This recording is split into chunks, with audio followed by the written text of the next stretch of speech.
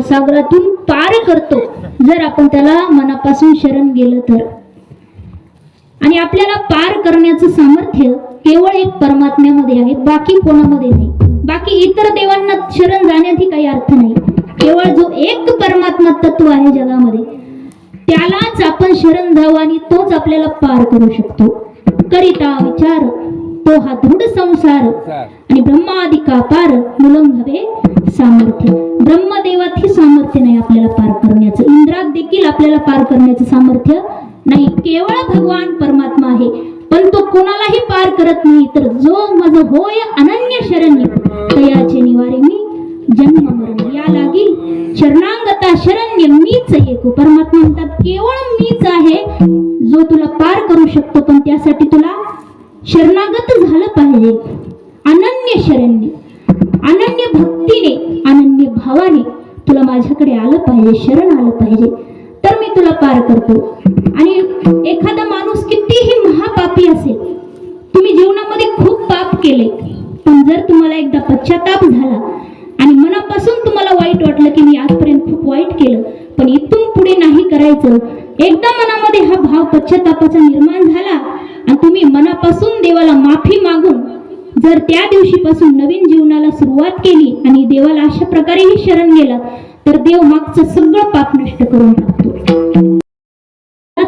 परमात्मा फार दयाळू आहे, फार करुणावंत आहे.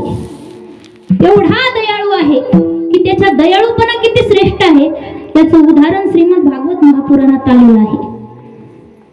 व्यासांनी सांगितले भागवतामध्ये परमात्मा किती दयाळू आहे. तर सर्वांना कथा माहित आहे की परमात्मा भगवान श्रीकृष्ण परमात्मा 8 दिवसाचे असताना पुतना नावाची राक्षसी त्यांना मारण्यासाठी आली होती. रूप पालटून आली होती, सुंदर वेश धारण करून आपल्या स्तनांमध्ये कालकुट्ट नावाचं विष भरून देवाला दूध पाजून त्या दुधात विष कालवलेलं विष पाजून भगवंताला मारण्यासाठी आलेली पुतना. पण भगवंताने तिचं दूधही प्राशन केलं, विषही प्राशन केले, तिचे पंचप्राण ओढून तिला मुक्त केलं. पण परमात्म्याने त्या ठिकाणी विचार केला की जरी मला मारायला आली पण शेवटी तिने मला दूध पाजले, जरी वाईट आहे पण शेवटी काम मात्र आईच केले. म्हणून बघा, जी माराय आली तिचा देखील उद्धार केला. जी गती यशोदा मैयाला दिली ना, ती यशोदा मैयाच्या आधी तीच गती पुतना राक्षसीने तिला दिली. फार सुंदर उल्लेख आलाय. अहो बकीयम स्तनकालकूटम जिघासयाप्य यद्याप्य साधी लेभे गतिं धातृचित्तं ततोऽन्यं कमवा दयालुं शरणं व्रजेत.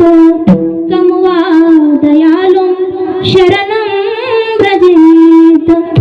व्यास म्हणतात एवढा दयाळू कोणी आहे का हो, जी मारायला आली तिचंही कल्याण करतो, तिचाही उद्धार करतो.